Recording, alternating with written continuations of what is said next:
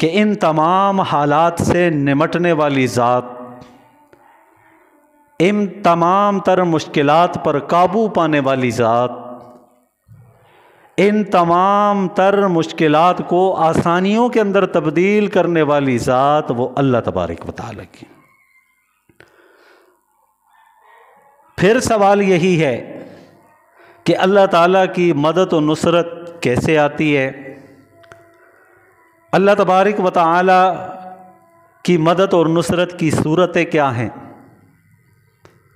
تو اللہ تبارک و تعالیٰ نے اپنے کلام کے اندر، قرآن مجید فرقان حمید کے اندر اس کی بہت ساری مثالیں بیان فرمائی۔ کبھی اللہ تبارک و تعالیٰ مدد فرماتے ہیں اپنی قدرت سے، اور ایسی مدد فرماتے ہیں کہ دنیا والے کسی چیز کے در پہ ہو جاتے ہیں، اس کے خلاف تدبیریں بناتے ہیں، دنیا والے مل کر اس کا خاتمہ کرنے کی کوشش کرتے ہیں، دنیا والے اس کو مٹانے پر تلے ہوئے ہوتے ہیں۔ اللہ تعالیٰ ان تمام تر تدابیر میں، تمام تر مشکلات میں، تمام تر کٹھن مراحل میں، حالات میں اس انداز میں مدد فرماتے ہیں کہ اللہ تبارک و تعالیٰ کی قدرت سب پر غالب آ جاتی ہے اور دنیا والے ششدر اور حیران اور پریشان ہو جاتے ہیں۔ بہت سارے واقعات ہیں قرآن مجید میں اللہ نے بیان فرمائے، میں دو چند بیان کروں گا آپ کے سامنے۔ ایک واقعہ ہم اکثر و بیشتر سنتے رہتے ہیں، قرآن مجید میں سب سے زیادہ ذکر جو ہے نا نام کے اعتبار سے، وہ حضرت موسیٰ علیہ السلام کا ذکر ہے۔ حضرت موسیٰ علیہ السلام کا طویل واقعہ ہے، میں اس واقعے کے تفصیل میں نہیں جانا چاہتا، لیکن جو بات میں سمجھانا چاہتا ہوں اسی کے پیش نظر مختصراً یہ بات بیان کرتا ہوں کہ فرعون جو تھا اس وقت کا، جو بڑا ظالم تھا، متکبر تھا، بے انصاف تھا، اکڑ والا تھا، غرور والا تھا، تکبر والا تھا، اپنے آپ کو سب سے بڑا سمجھتا تھا، افضل سمجھتا تھا، برتر و بالا سمجھتا تھا، مخلوق خدا پر وہ ظلم و ستم ڈھایا کرتا تھا۔ ایک مرتبہ اس نے خواب دیکھا، عجیب و غریب قسم کا خواب دیکھا۔ وہ خواب بھی میں درس قرآن کے اندر اس کی تفصیل بیان کر چکا ہوں، آپ جانتے ہیں، میں اس تفصیل میں بھی نہیں جانا چاہتا۔ معبرین کو، تعبیر بتلانے والوں کو بلایا کہ اس خواب کی تعبیر کیا ہے، تو معبرین نے متفقہ طور پر یہ بات بتلا دی، اس خواب کی تعبیر بتلا دی کہ ایک ایسا بچہ پیدا ہوگا کہ وہ بچہ تمہاری سلطنت کے خاتمے کا سبب بنے گا، تمہاری حکومت، تمہاری سلطنت وہ ختم ہو جائے گی۔ اب فرعون کے کانوں میں جب یہ بات پہنچی تو یکدم جو ہے وہ حرکت میں آیا، سوچ و بچار کرنا شروع کر دیا اس نے، اب کیا کیا جائے۔ اس کے ذہن میں ایک ترکیب آئی۔ انسان جو ہے ہر مشکل کے اندر، ہر تکلیف میں کوئی نہ کوئی تدبیر سوچتا ہے۔ یہ الگ بات ہے کہ اس کی تدبیر کبھی بیکار ثابت ہوتی ہے، بے سود ثابت ہوتی ہے، کبھی کارگر ثابت ہو جاتی ہے۔ اس کے ذہن میں یہ آیا کہ ایک بچہ پیدا ہوگا اور میری سلطنت کا خاتمے کا سبب بنے گا، تو کیوں نہ میں حکم جاری کر دوں کہ جو بچہ بھی پیدا ہوگا اس کو قتل کیا جائے۔ نہ بچے بڑے ہوں گے، نہ میری سلطنت اور حکومت کو کوئی خطرہ لاحق ہوگا۔ چنانچہ اسی پر وہ کاربند رہا، اپنے کارندوں کو پھیلا دیا، جاسوسوں کو چھوڑ دیا کہ جس گھر سے بھی یہ خبر ملے کہ بچہ پیدا ہوا ہے اس کو فوراً قتل کر دیا جائے، یہ شاہی حکم ہے۔ یہاں تک کہ شاہ عبدالعزیز محدث دہلوی رحمہ اللہ، جو شاہ ولی اللہ کے صاحبزادے ہیں، وہ فرماتے ہیں کہ فرعون نے 12,000 بچوں کو قتل کروایا۔ اندازہ لگائیں آپ، وہ معصوم کلیاں جنہوں نے آنکھیں کھولی تھیں، اس فرعون ظالم نے ان کو قتل کروایا۔ جب اتنی بڑی تعداد کے اندر وہ لوگ قتل ہوئے، ارباب حکومت، اس کے جو مشیر تھے، وزیر تھے، وہ سارے کے سارے فرعون کے پاس آئے اور کہا کہ آپ نے جو یہ کہا ہے یذبحون ابناءکم ویستحیون نساءکم، کہ ان کے بیٹوں کو ذبح کرنے کا حکم دیا ہے، عورتوں کو زندہ رکھنے کا حکم دیا ہے، اگر آپ اس طرح کرتے رہے تو پھر ہمارے بگاڑ کے کام کون کرے گا؟ پھر آپ کی فوج میں آگے جان دینے کے لیے کون آئے گا؟ آپ کے مشقت والے کاموں کو پورا کرنے والے پھر کہاں سے آئیں گے؟ خواتین کہاں اتنا کام کر سکتی ہیں؟ وہ بھی یہ بات جانتے تھے کہ خواتین بھی مردوں کے برابر کوئی کام نہیں کر سکتی، مردوں کے الگ کام ہیں، خواتین کے الگ کام ہیں، ہاں کچھ کام جو ہیں وہ کامن ہیں، سب کے برابر ہیں، وہ کر سکتے ہیں، لیکن بہت سے ایسے کام ہیں جو مرد کر سکتے ہیں، خواتین نہیں کر سکتے۔ اسی وجہ سے تو اللہ تعالیٰ نے امارت، سربراہی، اللہ تبارک و تعالیٰ نے اقتداء، امامت، نبوت اور رسالت وہ مردوں کو عطا کی ہے، خواتین کو عطا نہیں کی، کیونکہ یہ صنف نازک ہے، یہ کمزور ہیں، اتنی سکت، اتنی طاقت، اتنی قوت، اتنی برداشت ان کے اندر نہیں ہے۔ اللہ تعالیٰ نے یہ ساری خوبیاں مردوں کے اندر رکھی ہیں۔ تو وہ کہنے لگے اگر آپ اسی طرح عورتوں کو زندہ چھوڑتے رہے، مردوں کو قتل کرتے رہے، بچوں کو، تو پھر ہمارے بگاڑ کے مشقت کے کام کون کرے گا؟ اتنی بات اس کی بھی سمجھ میں آ گئی۔ اب بات تو ٹھیک ہے، پھر اس نے سوچ و بچار شروع کی اور کہا کہ ہاں اب ایسا کرو، 1 سال بچوں کو قتل کرو اور دوسرے سال بچوں کو زندہ چھوڑ دو۔ دیکھیے نا، یہ اقتدار، یہ کرسی کا نشہ بڑا عجیب ہوتا ہے۔ ہاں، یہ جب لگ جاتا ہے نا تو عزتیں بھی داؤ پر لگ جاتی ہیں، خاندانوں کے خاندان چوکو چراہوں کے اندر آ جاتے ہیں، انہیں ادھر ادھر کچھ دکھائی نہیں دیتا، نہ عزت پامال ہوتی ہوئی نظر آتی ہے، نہ غیرت رونتی ہوئی نظر آتی ہے، نہ اقدار مٹی کے نیچے خاک میں ملے ہوئے نظر آتے ہیں، بلکہ ان کا ایک ہی نشہ ہوتا ہے، ایک ہی ہوس ہوتی ہے، ایک ہی فکر ہوتی ہے کہ مجھے یہ کرسی مل جائے، اقتدار مل جائے۔ تو اس کے لیے پھر مختلف جتن ہوتے ہیں، یہ پہلے سے چلا آ رہا ہے۔ اپنی سلطنت کو بچانے کے لیے معصوم کلیوں کا خاتمہ کیا، اس سے بڑا ظلم کہاں ہو سکتا ہے؟ وہ کہتے ہیں نا کہ ہر فرعون کے لیے موسیٰ ہوتا ہے، اور اللہ تعالیٰ کی ذات تو بڑی ذات ہے نا۔ کہا تو نے تدبیر کر لی،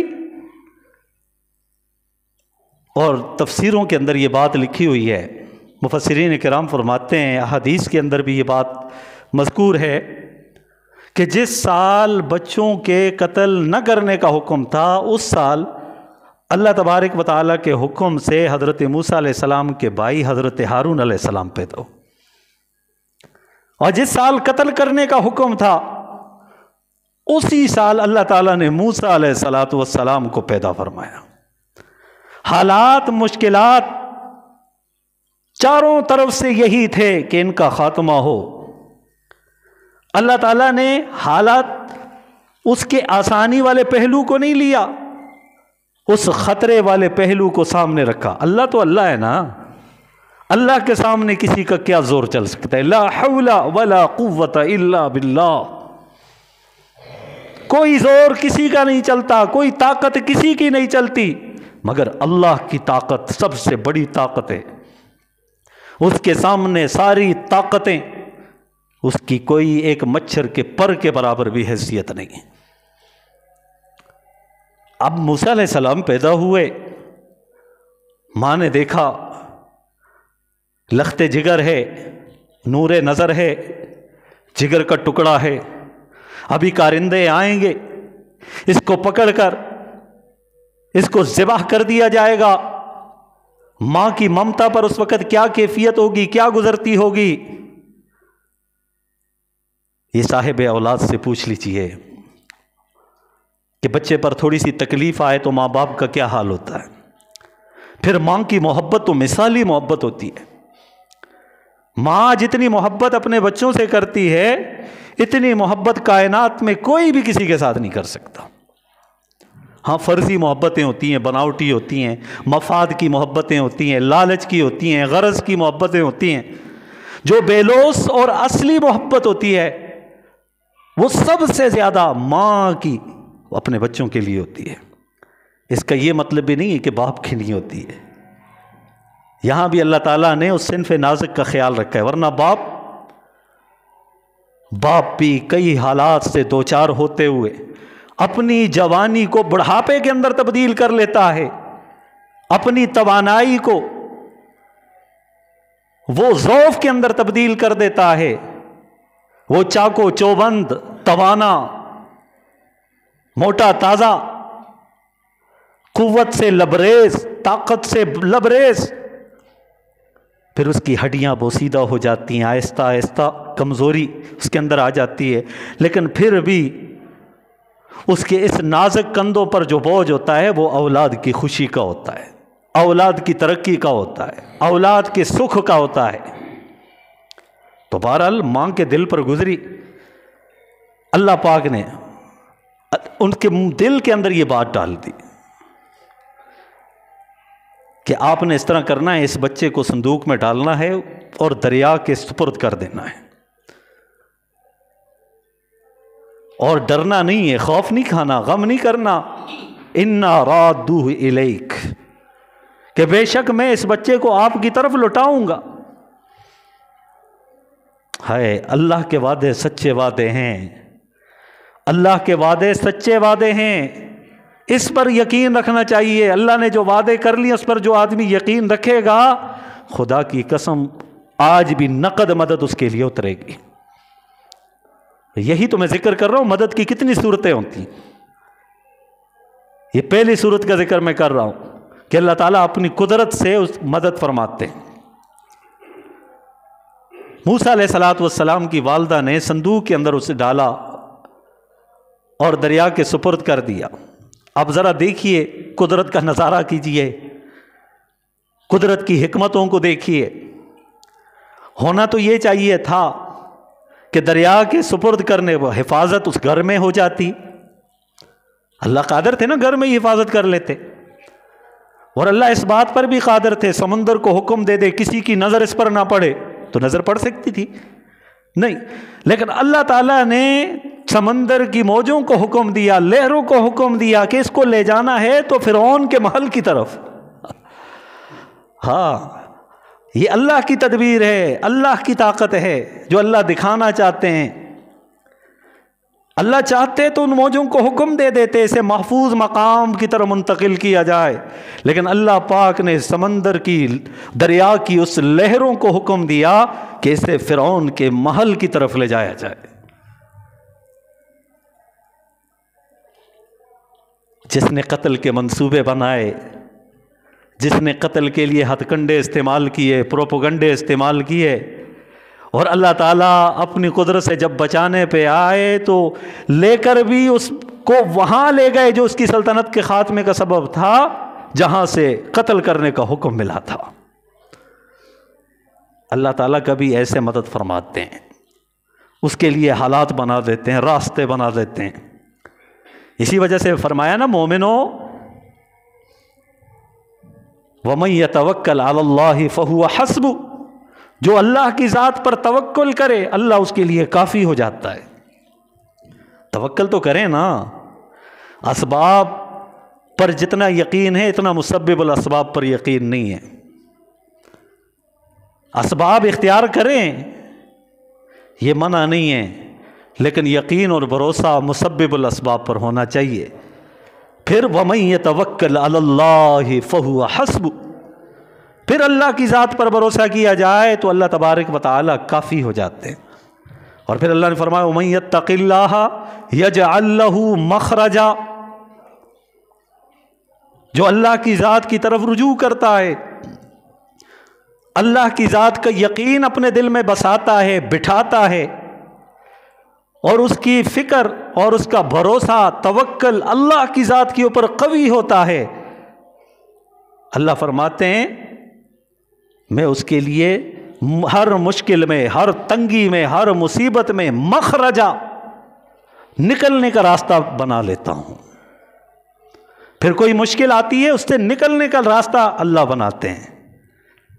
کتنی بڑی مشکلات تھی ظاہری طور پر ہماری سوچ کے اعتبار سے، انسان کی، انسانیت کی سوچ کے اعتبار سے، لیکن اللہ پاک نے مخرج بنایا، بچانے کا راستہ نکالا، ایسا نکالا کہ بندہ غور و فکر کرے تو آج بھی اس کی عقل حیران رہ جاتی ہے۔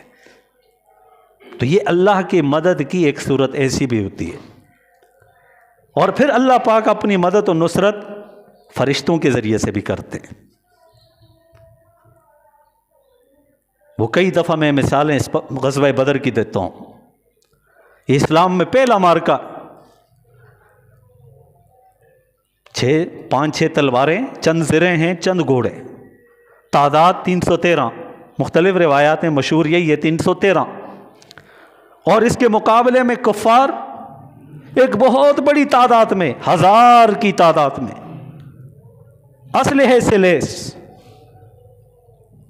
سواریاں ان کے پاس موجود، خود اور زریں ان کے پاس موجود، تلواریں، تیر، ترکش ان کے پاس موجود، ان کی غیرت کو ابھارنے والی، گانے والی موجود۔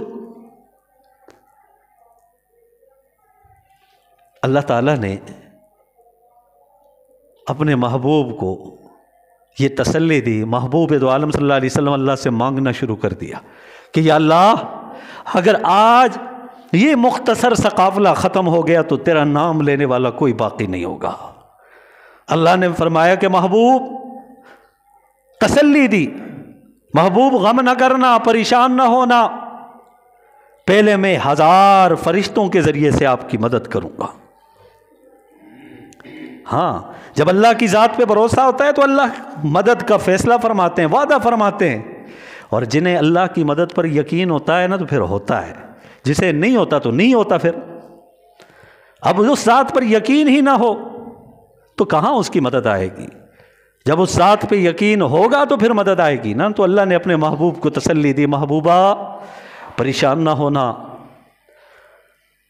ہاں میرا نام بھی باقی رہے گا، تیرا قافلہ بھی باقی رہے گا، تیری تبلیغ بھی، اور جو دین دے کر میں نے تجھے بھیجا ہے اس دین کو بھی غالب کر کے دکھاؤں گا، میں آپ کی مدد کروں گا 1000 فرشتوں کے ذریعے سے۔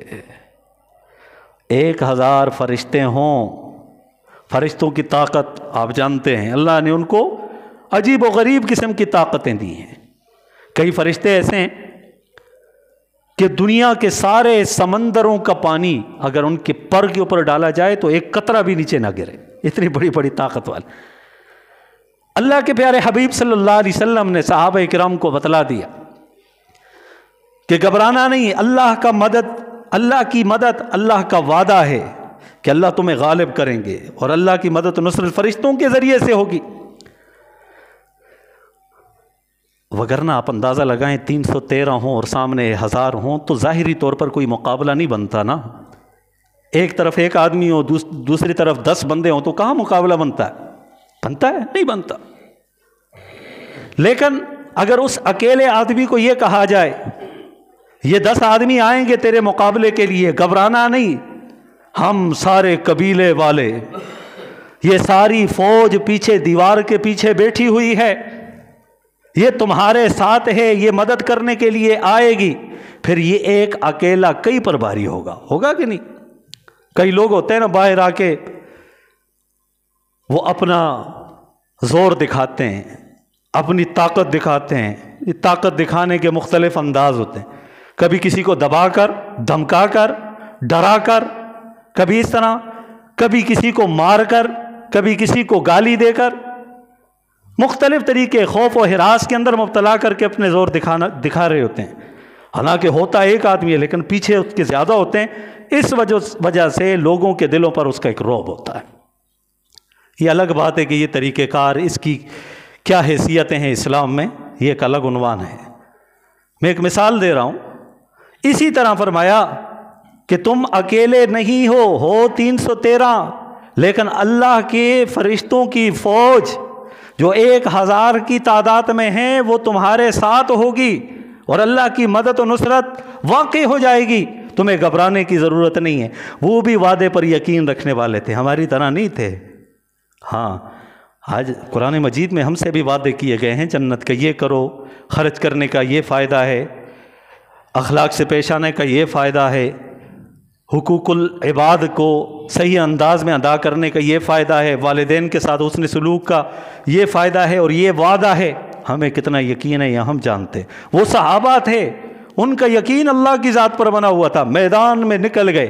پھر صحابی رسول فرماتے ہیں جب ہم تلوار اٹھاتے دشمن کی گردن اڑانے کے لیے، ابھی تلوار یوں ہوا کے اندر ہوتی، دشمن کی گردن پہلی کٹی ہوئی نیچے زمین پر گر جایا کرتی تھی۔ یہ اللہ کی مدد ہے۔ اور پھر روایت کے اندر آتا ہے کہ نبی علیہ الصلوۃ والسلام نے مٹی اٹھائی اور یوں پھینکی، اور ساتھ فرمایا شاہت الوجوہ، ان کے چہرے جو ہے وہ بگڑ جائیں۔ اب اللہ تبارک و تعالی نے محبوب کی مٹھی سے نکلنے والی جو مٹی تھی اس کے ذرات کو دشمن کے ہر آنکھ کے اندر پہنچا دیا۔ انہیں سمجھ ہی نہیں آ رہی تھی ہمارے ساتھ بن کیا رہا ہے، ہو کیا رہا ہے۔ پھر اللہ کی مدد ایسے بھی آتی ہے۔ اور پھر اللہ پاک نے سورہ توبہ کے اندر اور اسی طریقے سے 4 سپارے کے اندر اس کی تفصیل بیان فرمائی کہ ہم نے پہلے وعدہ کیا تھا 1000 کا، پھر وعدہ کیا 3000 فرشتے مدد کے لیے آئیں گے، اور پھر ذکر کیا 5000 من الملائکۃ مصومین۔ فرماتے ہیں وَلَقَدْ نَصَرَكُمُ اللَّهُ بِبَدْرٍ وَأَنْتُمْ أَذِلَّةٌ فَاتَّقُوا اللَّهَ لَعَلَّكُمْ تَشْكُرُونَ إِذْ تَقُولُ لِلْمُؤْمِنِينَ أَلَنْ يَكْفِيَكُمْ أَنْ يُمِدَّكُمْ رَبُّكُمْ ب3,000 مِنَ الْمَلَائِكَةِ مُصَوِّمِينَ وَمَا جَعَلَهُ اللَّهُ إِلَّا بُشْرَى لَكُمْ وَلِتَطْمَئِنَّ قُلُوبُكُمْ بِهِ وَمَا النَّصْرُ إِلَّا مِنْ عِنْدِ اللَّهِ الْعَزِيزِ الْحَكِيمِ۔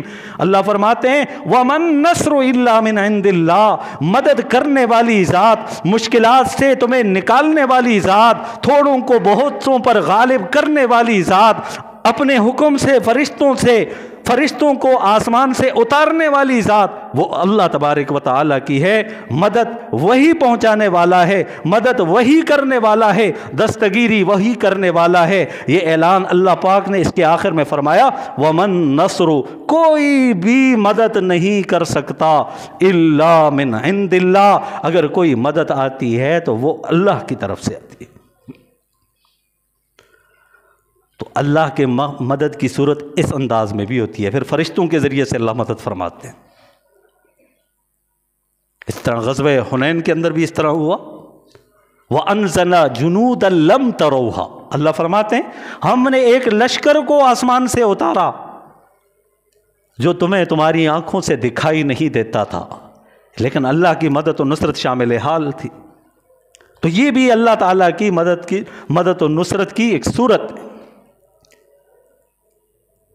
لیکن وَكَانَ الْإِنسَانُ عَجُولًا، انسان جلد باز ہے، کہتا ہے یہاں میرے ہاتھ اٹھیں نیچے نہ ہو، بس میری بات پوری ہو جائے۔ رات کو اٹھے اور کہے کہ اللہ یہ کام کر دے، صبح اٹھ کے دیکھتا ہے کام ہوا کہ نہیں، نوکری کے لیے لیٹر آیا کہ نہیں آیا، باہر جانے کے لیے ویزا آیا کہ نہیں آیا۔ انسان وَكَانَ الْإِنسَانُ عَجُولًا، جلد باز ہے نا کہ میں ادھر تھوڑا سا ہاتھ اٹھاؤں بس کام ہو جائے۔ بھائی مدد اس کی آتی ہے، اس کی مختلف صورتیں ہیں۔ کبھی کبھار اللہ تعالیٰ فی الفور اپنے بندے کی مدد فرماتے ہیں، اس کی بھی مثال قرآن مجید کے اندر بیان کی گئی۔ حضرت ابراہیم علیہ السلام کا واقعہ ہے، انہوں نے جب نمرود نے حکم دیا آگ کے اندر ڈالنا ہے، سارا واقعہ آپ جانتے ہیں، حکم دیا کہ آگ کے اندر ڈالنا ہے، منجنیق تیار کی گئی، اس کے اندر بٹھایا گیا حضرت ابراہیم علیہ السلام کو، آگ جلائی گئی ہے، اس کے شعلے آسمان سے باتیں کر رہے ہیں، اور اتنی شدت ہے اوپر سے گزرنے والے پرندے بھی جھلس کر اس کے اندر نیچے گر رہے ہیں، اتنی شدید آگ ہے۔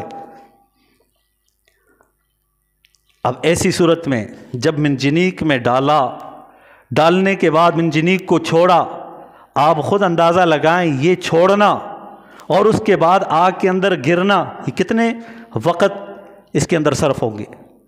کوئی یہ میلوں کا فاصلہ تو نہیں ہے، یہ گھنٹوں کا فاصلہ تو نہیں ہے، یہاں سے فلیٹ جائے گی وہاں تک تو 6 گھنٹے لگیں گے، 4 گھنٹے، 2 گھنٹے لگیں گے۔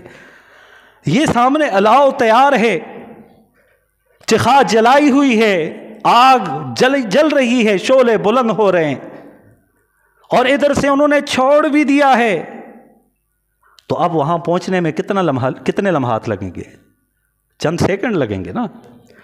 اللہ تبارک و تعالی اپنی مدد دکھا رہے ہیں کہ اتنے قلیل وقت میں اللہ تعالی اپنے بندے کی مدد فرما رہے ہیں۔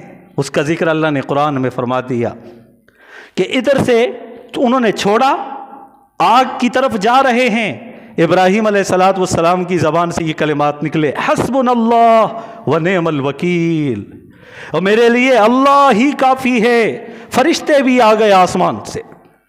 اس قلیل وقت میں اللہ پاک اپنے خلیل کی مدد فرما رہے ہیں، اور اس اپنی قدرت کو، اپنی مدد کی صورت کو اللہ پاک قرآن میں بیان فرما رہے ہیں۔ میرے بندو، تمہاری طاقت اتنی نہیں ہے، تمہارا ذہن یہ کہتا ہے کہ آگ جلانے والی ہے، سائنس یہ کہتی ہے آگ کے اندر کوئی چیز پڑ جائے وہ جل کر راکھ ہو جائے گی، جل کر بھسم ہو جائے گی، وہ راکھ بن جائے گی، اس کا نام و نشان مٹ جائے گا۔ تمہاری سائنس یہ کہتی ہے ٹھیک ہے، تمہارا علم اتنا ہے، تمہاری سوچ اتنی ہے، تمہاری فکر اتنی ہے، تمہاری طاقت اتنی ہے، تمہارا مشاہدہ اتنا ہے، لیکن میں تمہارا خالق ہوں۔ میری قدرت وہاں سے شروع ہوتی ہے جہاں سے تمہاری سوچ اور فکر کا خاتمہ ہوتا ہے۔ پھر اللہ پاک نے آگ کو حکم دیا، قلنا یا نار کونی بردا، اے آگ ٹھنڈی ہو جا، وسلام علی ابراہیم، اور سلامتی والی ہو جا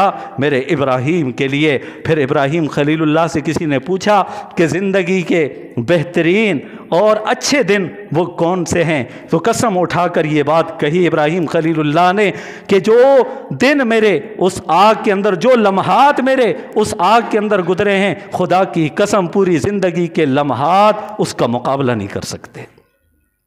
تو یہ اللہ کی مدد بس اوقات فی الفور آتی ہے۔ کتنا فی الفور آیا؟ ادھر سے جملہ نکلا حسبنا اللہ، ادھر سے مدد آ گئی، اور مدد کے ظاہری اسباب بھی آ گئے، فرشتے بھی آ گئے۔ ابراہیم خلیل اللہ نے کہا مجھے تمہاری مدد کی ضرورت ہے، حسبنا اللہ و نعم الوکیل۔ وہ جس کے لیے اس آگ میں جا رہا ہوں وہ دیکھ رہا ہے، وہی میری مدد کرے گا۔ اور اس کی مدد آئی تو فی الفور آئی، چند سیکنڈوں کے اندر اس کی مدد آئی۔ اور یہ سارے نظام پھر ابراہیم علیہ السلام کے والد نے بھی اس کو دیکھا، اور وہ بے ساختہ طور پر کہہ اٹھے کہ ابراہیم تیرے رب کی کیا بات ہے۔